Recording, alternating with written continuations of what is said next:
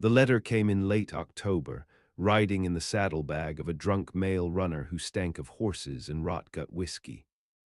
Clara wiped her hands on her apron and took it gently, eyeing the cracked wax seal and the careful script on the front. Miss Clara Dobbs, care of Reverend Alcott, Cresswell Township, Nebraska Territory. She read it under the hearth light, lips moving soundlessly, heart ticking faster with every line. A rancher out west, Samuel Rusk, offering marriage. He'd seen her name in a marriage broker listing posted in St. Louis by Reverend Alcott's wife the year prior, when Clara turned 20 and prospects thinned to nothing. Her family was gone but for her younger sister Bate, and Bate was only 15 then. Clara had scrubbed floors and nursed typhoid-stricken orphans, burying more than she saved, but she was still standing. And now here was this letter, written in the clipped but polished tone of a man who owned land, horses, perhaps even his own well. He spoke of God, duty, the importance of steady women, and the hope for children in the coming years. He enclosed money for train fare. Said he would meet her at the Aberdeen station in Dakota Territory, white hat, black coat, with a bouquet of yellow asters in his hand. Clara read it twice more. Then she tucked it under her mattress and said nothing. The next morning she went out before sunup, walked the hill behind the church, and stared into the barren horizon. The wind stripped her shawl back off her shoulders. Below, Bate was feeding chickens and humming some tune about a girl with gold in her hair. Bate was taller than her now. Her eyes were green as pine tips, her laugh.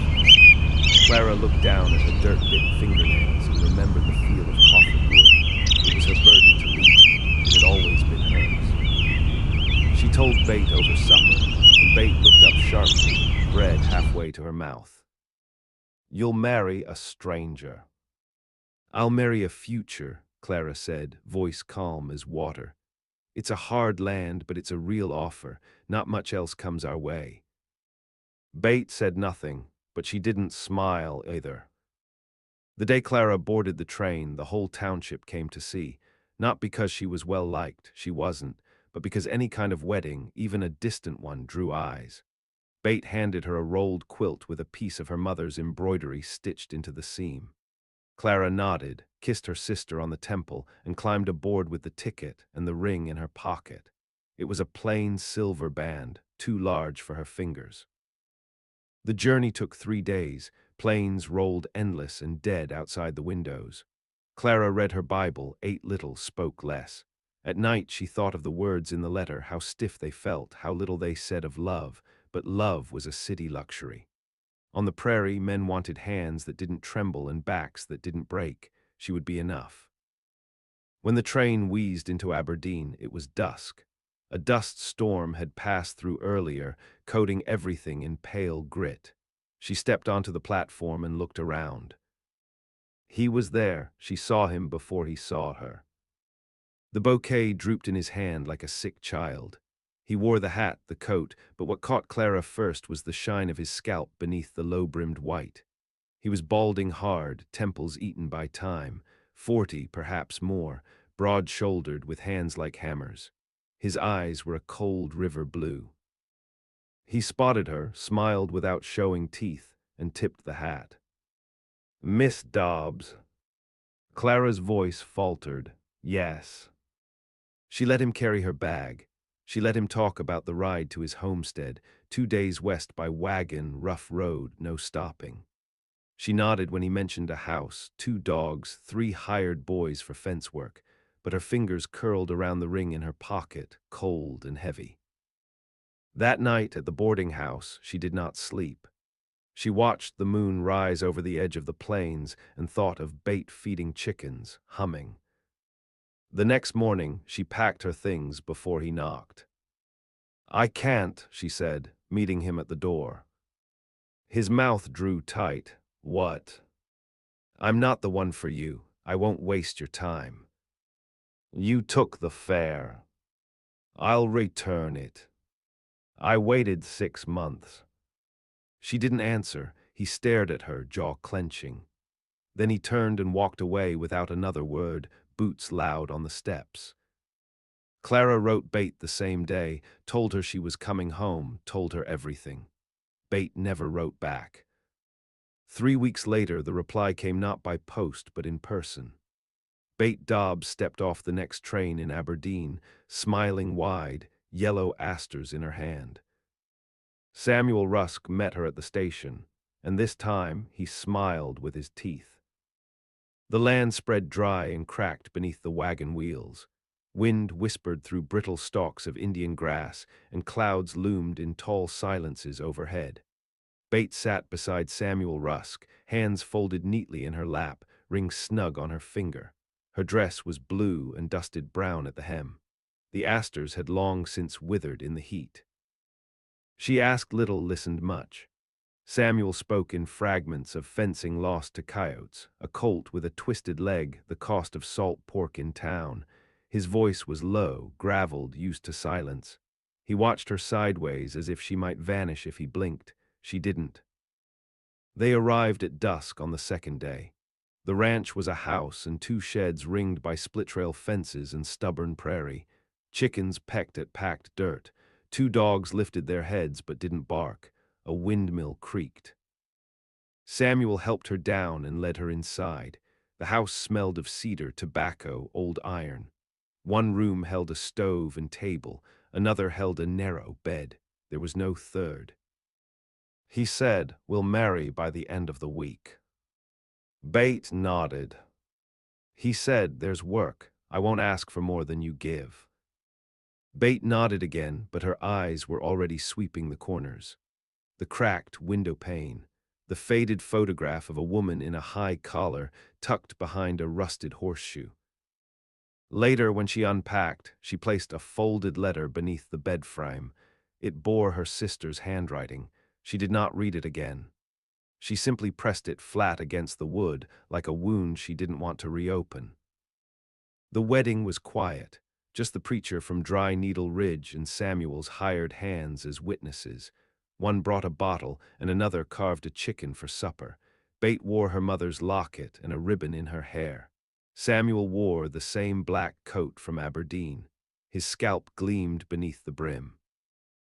When the preacher asked if she'd take this man, Bate said yes without a tremor. She had been saying yes since the day Clara left. They shared a bed that night. Samuel's touch was neither cruel nor kind. It was practiced, careful, done in silence. When it was over, he turned away and slept with one arm beneath his pillow. Bate lay awake, eyes wide, listening to the tick of the windmill outside. In the morning, she washed herself in cold water, tied her hair back, and went to feed the chickens. Weeks passed, then months. Bate learned the patterns of the land, the way the dogs whined when storm air thickened, the sound of hoofbeats long before riders crested the rise. She learned to patch fence wire, stitch leather, boil lye soap. Samuel noticed. He said little, but when he came back from town with a bolt of calico or a new brush for the mule, he set it on the table without explanation. Bate thanked him, and they went on. She asked once about the photograph on the mantel. He said, "My sister died in childbirth, the child too." Bate nodded and did not ask again. The silence between them grew roots. It wasn't cold, just thick. She sometimes imagined her voice would echo if she raised it. Still, something in her was settling too. There was a quiet pride in keeping a home that didn't rot, in learning the land's moods. She woke before light, worked until dark, slept with bones sore but her breath steady. No one had ever looked to her before. Now she held the weight of a household, and it did not crush her. One afternoon, while cleaning the shed, she found a box. It was nailed shut but light. Inside, letters, dozens, tied in red ribbon, brittle with age. She opened one. The script was Clara's. The words weren't addressed to her but to someone unnamed. A child not yet born, hopes and fears written in slanting ink, a life imagined, a name, Eva, written again and again. Bate sat in the dirt and read every one. When Samuel came looking for her, she had the last letter in her lap. He said, "What are you doing in here?" She looked up. "Why didn't you burn them?"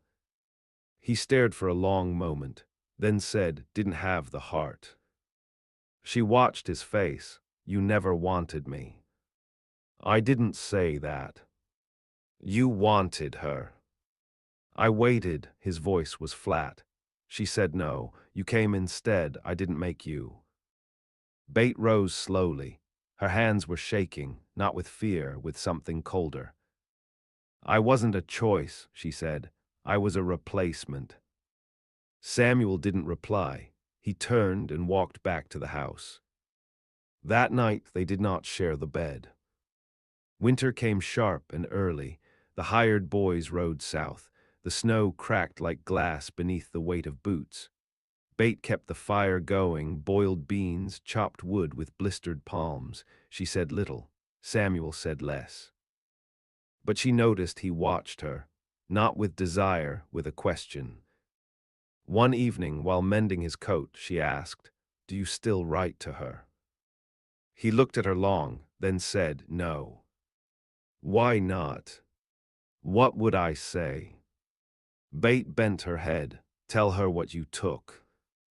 He said nothing. That night after the fire burned low, Bate went outside and stood in the yard, snow soaking through her boots. The wind howled. She didn't move, not until dawn pinked the sky and her feet went numb. She went inside, and she began to write. Not to Clara, but to herself, to the girl she had been, to Eva. The letter never left the ranch. Bate folded it into a tight square and tucked it behind a loose board in the floor beneath the bed. She begun a habit of writing before dawn, when the house was still and Samuel snored softly, back turned, hand beneath the pillow. She wrote without mercy, of the silence, of the way he stared at her back when she bent to light the stove, of the dreams that woke her screaming babies with no faces, a wedding veil soaked in blood. She wrote of Clara too, not in anger, but as if sketching a ghost that lived in the walls. She wondered if her sister had felt what she now did, this dull, cold ache behind the ribs, like the body mourning something it never held. By February, the north barn collapsed under snow. Samuel cursed, dug out the beams himself, and refused her help. That night his hands bled and his knuckles were split, but he wouldn't let her tend them. He drank rye from a chipped tin cup and stared into the fire as if it might speak. She said, "I can do more than cook." He said, "I didn't marry you for that." Her breath stilled. Then why? He didn't answer. Late in March, a rider came. Dust-covered, dark-bearded, slumped forward like his horse carried his bones rather than his weight. Bate watched from the porch as Samuel greeted him with a handshake, then led him into the house. "Old friend," Samuel said. "Name, Henry Roach. Fought with me down near Wichita. He'll be staying a while." Roach was polite enough, called her Mrs. Rusk, smiled wide but never with his eyes. They were pale and restless. The dogs didn't like him. He told stories by the fire of outlaw raids, of towns burned to soot, of women dragged screaming from rail cars. He laughed too loud, drank too much, and watched Bate too long. Samuel said nothing. She kept her face blank, listened, learned. It was Roach who found the letter behind the floorboard. He was drunk, crawling beneath the bed after a dropped match, and came up holding it like a coin pulled from the belly of a fish. "What's this?" he slurred, waving it. Bate snatched it before Samuel saw. Her hand moved quick, but her voice stayed calm. "Nothing, just notes, chores." Roach squinted. "No chores I ever saw start with Dear Eva." Bate smiled. "You can't read." Roach grinned, but his eyes narrowed. "Fair enough." He tossed the paper into the fire. It caught and curled black in seconds. Bate didn't flinch. Samuel didn't speak. Later, when the house was still, she opened the loose board again and found the rest. Roach hadn't seen the others. She burned them herself, slowly, one by one. Then she stopped writing. That spring, the river thawed and flooded part of the lower field. Samuel lost 2 calves to the mud. He paced for hours afterward, circling the pen, boots sinking in the soft earth. Bate found him that evening with his sleeves rolled and shovel in hand, digging a new ditch line by lantern light. She stood beside him without speaking. When he collapsed against the fence post, she brought him a pail of water. He drank, wiped his mouth with his wrist, and said, "You don't ask for much." Bates said, "I learned not to."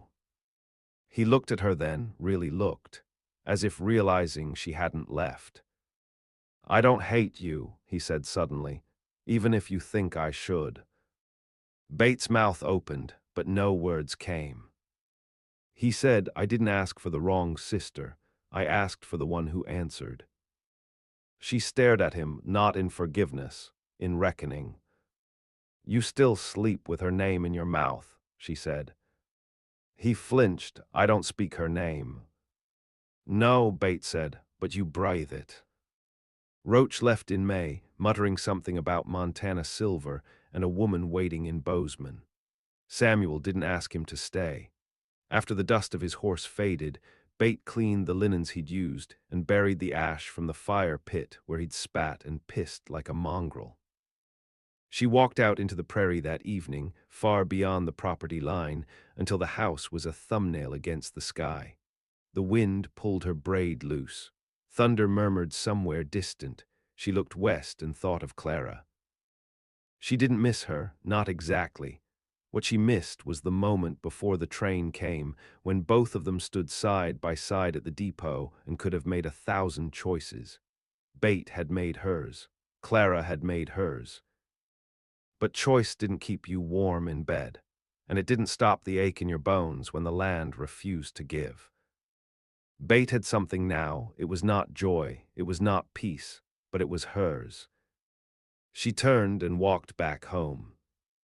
By June, the hens stopped laying. Coyotes took 3. Bate stayed up with a rifle, waiting by the coop, and shot one clean through the throat. When she dragged its body to the ditch, Samuel said, "You're harder than I thought." She said, "You thought wrong." He looked like he might speak, then didn't. They shared the bed that night. No words, just warmth. In the morning, Bate woke first. She stared at the ceiling and felt the shift inside her. Subtle, solid. She was not Eva. She was not Clara. She was Mrs. Rusk. The summer came in dry and mean. Grass withered early. The creek narrowed to a trickle. Flies thickened in the barn, and the horses swatted their tails raw. Bate worked barefoot most days, skirts hitched up, her calves brown from sun and dirt. Her hands were rope-burned and steady. She could lift a saddle alone now, shoot a rabbit clean through the eye, carry 2 buckets from the well without spilling a drop. She stopped thinking about what Clara would have said, stopped wondering how it might have been. That belonged to a different Bate, a softer one. That girl had died sometime between Roach and the coyotes, and no one had wept for her. Samuel watched her different now, not with hunger, not with guilt, something closer to fear. He never raised his voice, never laid a hand, but he grew quieter with each month, as if trying not to disturb something coiled inside the house. He spent more time on the range, fixing posts that weren't broken, walking the fence line like a penitent man. One evening she found him in the barn, face cut and bleeding from a nail. He hadn't tended it. "You'll rot," she said, washing the wound clean with whiskey. He didn't wince. "Maybe that's what I'm owed." Bate paused, then tied the bandage tight. "It's not me you owe." He looked up, "Then who?" She didn't answer. She didn't know. Maybe no one. Maybe the land itself, swallowing lives and names and prayers with the same indifference. In August, a woman came. She rode in on a gray mare, face veiled against dust. She wore a wide hat, boots scuffed to hell, and her eyes were rimmed dark like she hadn't slept in weeks. Bates saw her coming down the trail and knew that's not a traveler. That's someone looking for something buried. The woman said her name was Agnes March, claimed she was looking for work, new horses, new kitchens, said she'd come from Missouri by way of dead husbands and bad winters. Bate didn't believe half of it, but something in the way the woman held her shoulders, rigid, sharp, like she was ready to strike, felt familiar.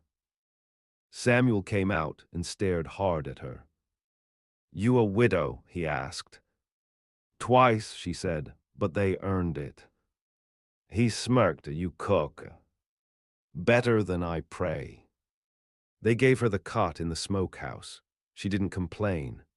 That night, Bate watched her carve meat with a hand that didn't tremble and thought, "This woman has buried things she won't speak of." Agnes settled in quick, too quick. She knew how to read men, when to speak and when to fade. But she didn't fade around Bate.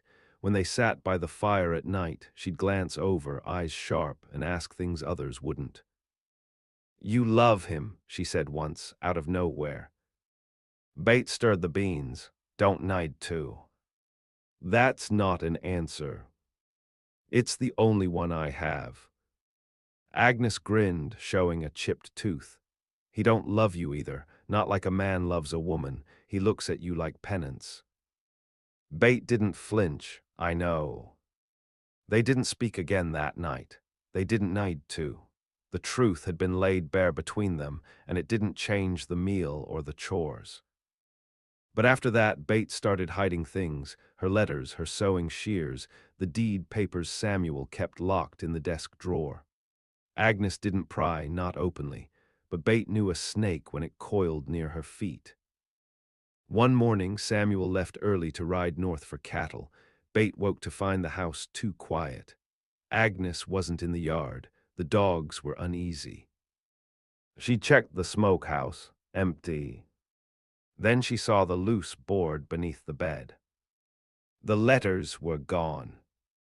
Bate didn't breathe, didn't scream. She saddled the mule and rode to the edge of the property, found tracks leading toward town.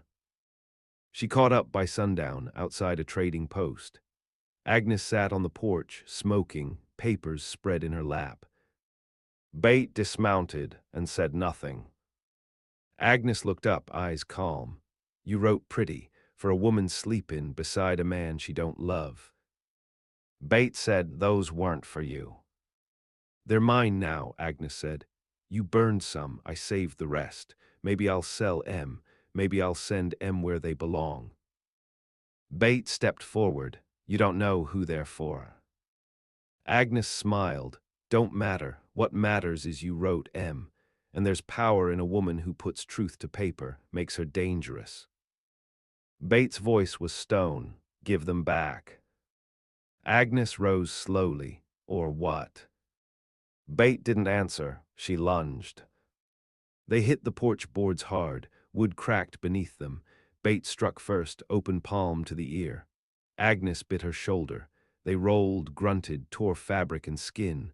A man stepped outside, started to shout, then stopped when he saw their eyes. Bate pinned her, hands around her wrists, blood on her mouth. "I won't ask again." Agnes stared up at her, then slowly smiled. "There you are." Bate stood, took the letters, turned and walked. She rode home without stopping. Samuel returned 3 days later, asked no questions. Just looked at the bruises on her arm and the scratches down her throat. "She's gone," he asked. "She found what she needed," Bate said. That night they sat by the fire, both silent. Then Samuel said, "I won't have sons." Bate looked at him. "No. You'd have been a good mother." Bate didn't nod, didn't thank him. She only whispered, "I'm already one." He didn't ask what she meant. And she didn't tell him. The wind turned colder before the trees did. August waned into a brittle September, and the skies above the Rusk Ranch seemed to stretch further, emptier, bluer than any season before. The birds left early that year. Even the dogs grew quiet. Bate walked the fields each morning alone. No Agnes, no hired hands, no Clara. Only the soft hush of her boots through dust and the memory of blood beneath her nails. There was no more writing, no more letters. Whatever had once needed to be said now lived under her tongue like a secret too sharp to spit out. Samuel didn't ride much anymore. He coughed deep at night, a sound like something caught in his chest. Some days he stayed in bed till noon, staring out the window like a man watching the sea from a ship he never wanted to board. Bate boiled roots and pine syrup. She spooned broth into him and bathed his face when he sweated through the linens. He never asked for help, but he didn't push her away either. One night, his voice came through the dark like a crack in the world. She said no because I didn't love her. Bate turned in the cot across the room. She saw it in my face, he said, even if I didn't. Bate listened, silent, waiting. I wanted a wife who'd stay, he rasped. You stayed. She rose, crossed to him, sat on the edge of the bed. I didn't stay for you. I know. Bate touched his shoulder, not kindly, not cruelly, just enough to say she heard him. In the last frost of October, Samuel Rusk died. No final words, no wringing hands. He slipped quiet in the hour before dawn. Bate found him still and pale, mouth open, eyes shut like a door that would never be opened again. She didn't cry. She built the fire, fed the dogs, hitched the mule, dug the grave herself with a spade and a stubborn shoulder, buried him west of the house beneath a hawthorn tree, marked it with a stone. When the preacher came from Dry Needle Ridge to say the rites, he asked if there were next of kin to inform. Bate said no. He frowned, no family. She looked toward the hill, toward the past. Not anymore. Word spread slow through the prairie, a widow now, young and hard-eyed, keeping the Rusk place like a fortress. Folks came to call, offer help, ask if she'd sell. Bate said no to everyone. She wore black not out of grief, but to remind herself who she had outlived. The winter bit down early. Snow came and stayed. She killed a buck herself, butchered it with her own knife, hung the meat, tanned the hide, repaired the roof, reinforced the barn doors, taught herself how to mend boots and gut fish and oil a trapline. At night she read by lamplight. Sometimes she stared at the fire until the edges of her vision blurred and the past came creeping, slow and hungry. She let it sit beside her. She didn't speak to it. The letter came in spring. It bore no return name, just a St. Louis postmark, the handwriting sharp, elegant, unmistakable. Dear Bate, I heard of his passing. Someone sent word to the Reverend. I wasn't sure if I should write. I wasn't sure if I had the right. I don't ask forgiveness. I don't even ask for understanding. But I need you to know I never regretted stepping away at that station, not for what it cost me, only for what it cost you. You were always stronger than me. I think I knew that even then. If you want me, I'm in Kansas City now. Nursing, boarding house near the stockyards. I don't expect anything, just I thought you should know where to find me. Clara. Bate held the letter for a long time, then she folded it once, slid it into the hearth, watched it catch, curl, vanish. Some ghosts you invited back, some you buried deeper. In the 3rd year of her widowhood, they started calling her the Hawthorne Widow. Said she was half witch, half mule, could mend a broken leg or break a man, will, depending how he spoke to her. She didn't mind. In town, men lowered their voices when she passed. Women watched her with something between envy and fear. She rode with a rifle across her lap and a braid down her back like a black rope tied to nothing. One night, a young girl knocked on her door, barely 16, bruised under one eye, said she heard the widow might let her stay just until the bruises faded, just until the man stopped looking for her. Bate said there's an extra cot in the smokehouse and chores at sunup. The girl nodded, didn't ask anything more. Bate stood in the doorway long after she went to sleep. The stars above were cold and clean. Coyotes howled far off across the ridge. She whispered the name only once. Eva. Not a child, not a ghost. Not anymore.